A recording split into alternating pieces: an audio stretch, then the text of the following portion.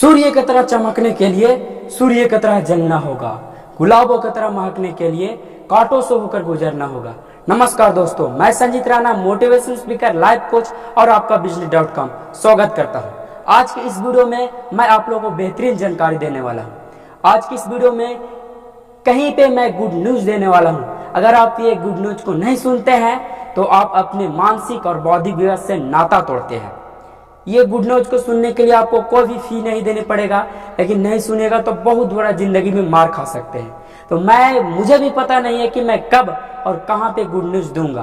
तो वीडियो को शुरू से लेकर अंत तक जरूर देखिएगा, आपको पता चल जाएगा कि ये गुड न्यूज क्या है। ये गुड न्यूज आपकी जिंदगी बदल देगा। ध्यान से सुनिएगा।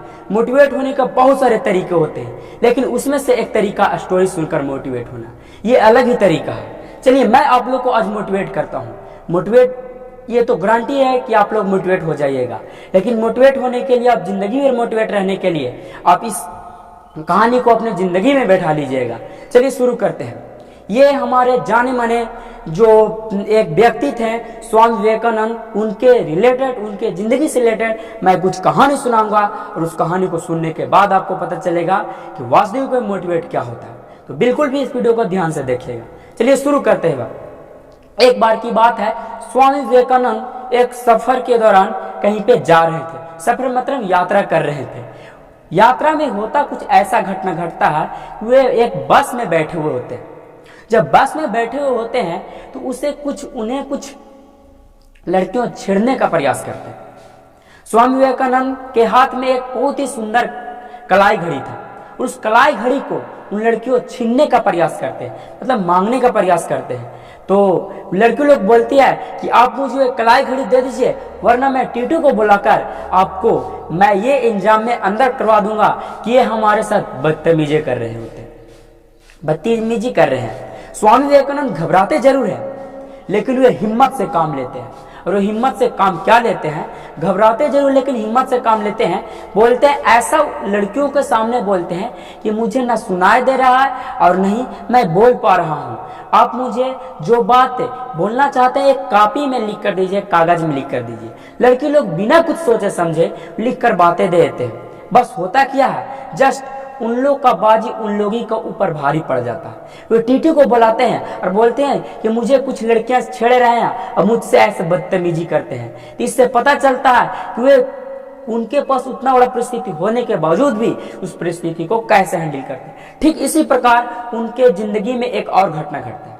ये घटना घटता है, वे किसी जगह से कहीं पे यात्रा के लिए निकले हुए थे। एक जगह सुबह के समय रुकते हैं और रुकने के बाद चाय के चुस्की के साथ एक पेपर को पढ़ते हैं। इस कहानी को आपको सुनने के बाद उनका रीडिंग पावर के बारे में पता चलेगा, उनके पास रीडिंग पावर कितना था, याद करने का शक्ति कितना था। तो पेपर को पढ़ते हैं। उस दौरान यात्रा पूरी होने के बाद एक समुद्र के किनारे जाकर रुकते हैं।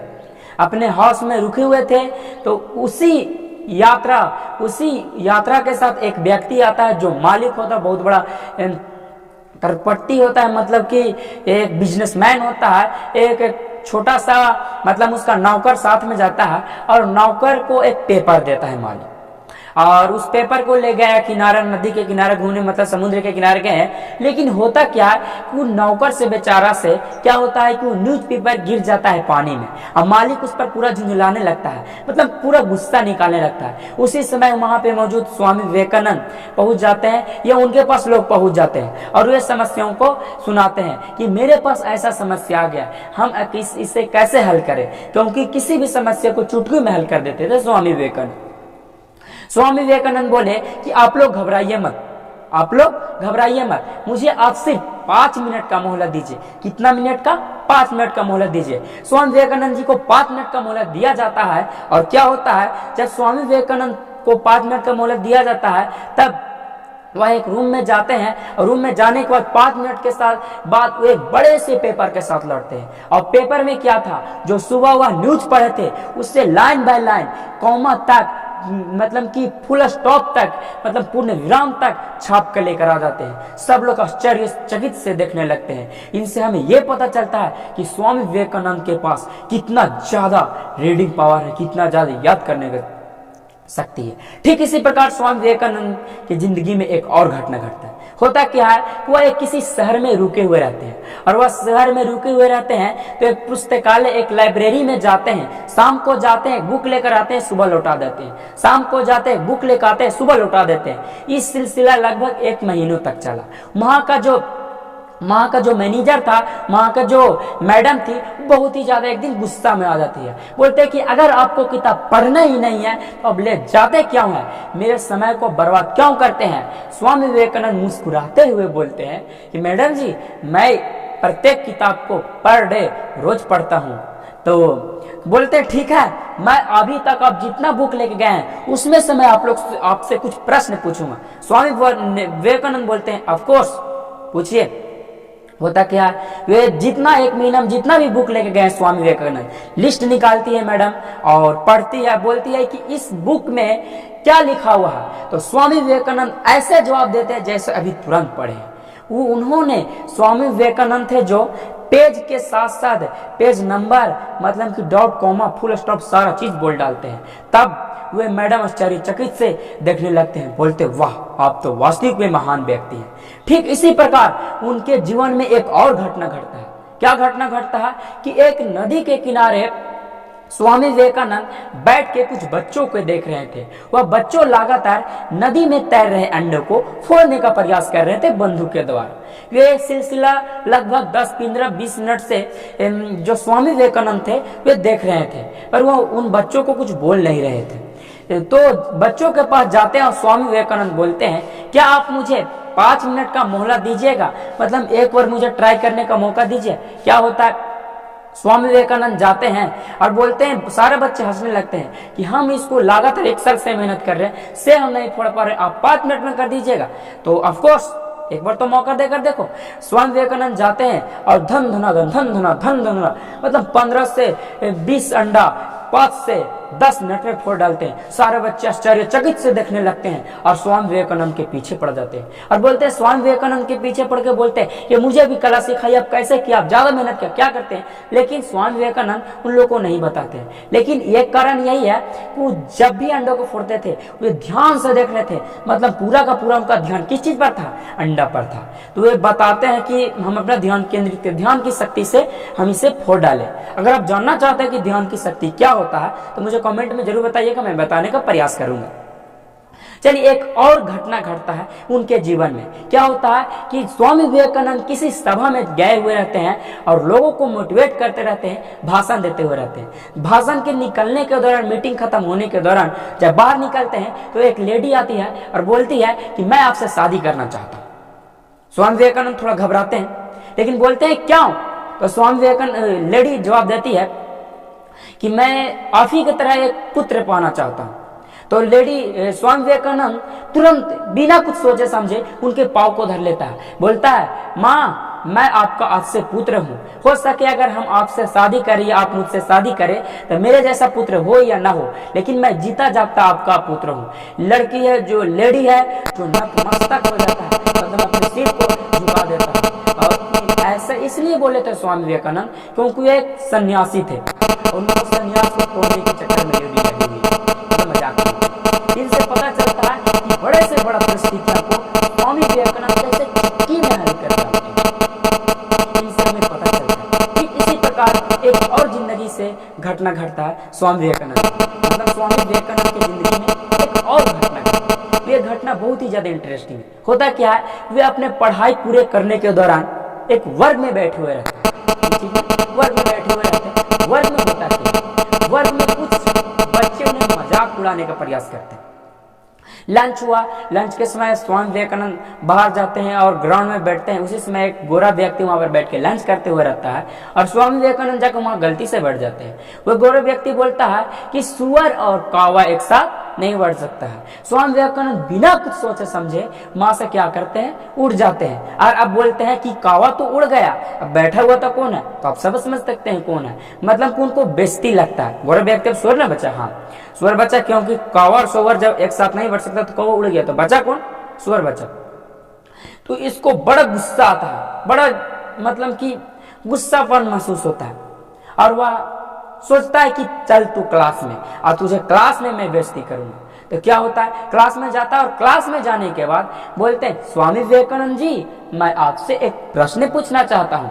स्वामी विवेकानंद बोलते ऑफ कोर्स, बिल्कुल भी आप पूछ सकते हैं, आपको पूछने का अधिकार है। गौरव व्यक्ति खड़ा होता है, स्वामी विवेकानंद जी से प्रश्न करता है कि बताइए, अगर आपको रास्ते में जाते समय दो थैली मिले, एक थैली में बुद्धि और ज्ञान का थैली है और दूसरा थैली पैसा और रुपया का है, तो आप कौन सा थैली उठाना मतलब कि कौन सा थैली है जो उठाना पसंद करिएगा, उठाना कोशिश करिएगा। स्वामी विवेकानंद बोलते हैं ऑफ कोर्स, इसमें सोचने वाली कौन सी बड़ी बात है, हम तो पैसा का थैली उठाएंगे। वो गौरव व्यक्ति हंसकर बोलता है कि हाँ, अगर हम होते हैं तो पैसा का थैली उठाते, नहीं हम होते पैसा की थैली नहीं उठाते, हम ज्ञान की थैली उठाते। स्वामी विवेकानंद जी मुस्कुराते हुए बोलते हैं हाँ, जिसके पास जिस चीज का कमी रहता है वही चीज का थैला उठाता है, वही चीज लेता है। फिर से उनका क्लास में मजाक बन जाता है। तो क्या पता चल रहा है, कितनों से कितनों बड़ा मतलब परिस्थितियां आ रहा है, लेकिन तो भी स्वामी विवेकानंद कैसे उसे हैंडल कर रहे हैं, मुस्कुराते हुए प्यार से हैंडल कर रहे हैं। ठीक इसी प्रकार से मैं आप लोगों को फर्स्ट में बोले थे, वीडियो के शुरुआत में बोले थे कि आप लोग को वीडियो के बीच में कुछ गुड न्यूज देने वाला हूं। तो ये गुड न्यूज क्या है, आप लोग ध्यान से सुन लीजिए। देखिए, मैं यहाँ पे 3 प्रकार का ज्ञान देता हूँ। पहला आपको स्टोरी से रिलेटेड मतलब एक बेसिक शिक्षा देता हूँ और आपको मोटिवेट रखता हूँ और बिजनेस करने का तरीका सिखाता हूँ। ये एक मनुष्य, एक व्यक्ति के जिंदगी में बहुत ही ज्यादा महत्वपूर्ण है, इसलिए मैं ये तीनों चीज पर काम करने के लिए शुरू हुए हूँ। अगर आप इसमें महानता हासिल करना चाहते हैं तो आप मेरे YouTube चैनल को जरूर सब्सक्राइब कीजिएगा। मैं वादा के साथ कहता हूँ कि आप जरूर कामयाब बनेंगे। चलिए, अब मैं स्वामी विवेकानंद जी का एक और घटना सिखाते हैं, उनके जिंदगी से रिलेटेड। ये घटना बहुत ही ज्यादा इंटरेस्टिंग है, तो ध्यान से सुनिएगा। एक बार की बात है, स्वामी विवेकानंद एक नदी पार करने के दौरान एक नदी के किनारे बैठे हुए थे। हालांकि वहां पर एक साधु आते हैं और बोलते हैं कि स्वामी विवेकानंद जी, आप ही है जो देशों विदेशों और गांवों शहरों में घूम के सिर्फ भाषण देते रहते हैं, घूम घूम कर सिर्फ भाषण देते रहते हैं और अपने बारे में कुछ नहीं सोचते। स्वामी विवेकानंद जी बोलते हैं हाँ, हम ही है। उस साधु बोलता है कि तुम्हारे पास क्या शक्ति है, तुम दूसरे के चलते परसवैया हो, मतलब कि पानी पे चल नहीं पाते, तुम नदी पार करने के लिए नाव का इंतजार कर रहे हो, क्योंकि वहां से नाव चला गया था। तो मुस्कुराते हुए स्वामी विवेकानंद जी बोलते हैं हाँ, ये तो बात बिल्कुल सही है, तो क्या आप पार कर सकते हैं? हाँ देखो, हम पानी पर चल के बता देंगे। यह जो साधु है जो पानी पर 5 मिनट चल के दिखाता है, और स्वामी विवेकानंद तो भी घबराते नहीं है और मुस्कुराते हुए बोलते हैं, क्या बोलते हैं कि बताइए कि आप इस 5 मिनट चलने के लिए पानी पर कितना देरी मेहनत किया? तो ये साधु से गर्व के साथ बोलता है कि मैं इस काम को करने के लिए 20 साल अपनी जिंदगी का दे दिया। तो स्वामी विवेकानंद फिर से मुस्कुराते हुए बोलते हैं, देखिए, जिस काम को हम 5 मिनट में नाव के द्वारा पूरा कर सकते हैं, उस काम को हम करने के लिए अपनी जिंदगी का 20 साल क्यों दे? ये मेरे हिसाब से कोई समझदारी वाला काम नहीं। तब क्या होता है, साधु समझ जाता है कि इनके पास कितना ज्ञान है और क्या करता है, अपने मस्तिष्क को झुका देता है, मतलब उनके आगे समर्पण कर देता है और बोलता है कि आप तो महान है, सच में बहुत बड़ा महान है। तो पड़े हो किस चक्कर में, विनम्रता से कोई नहीं है टक्कर में। मिलते हैं नेक्स्ट वीडियो में और इंटरेस्टिंग वीडियो के साथ। तब तक के लिए जय हिंद, धन्यवाद।